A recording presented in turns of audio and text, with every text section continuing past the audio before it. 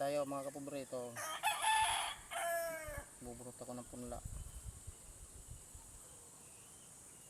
Tatanim ko dun sa ano. Ito lang muna. Tumapit yun agad-agad. Pag may mga inulingan kayo dun sa inyo, inulingan, kahoy o bao, inalo nyo sa lupa.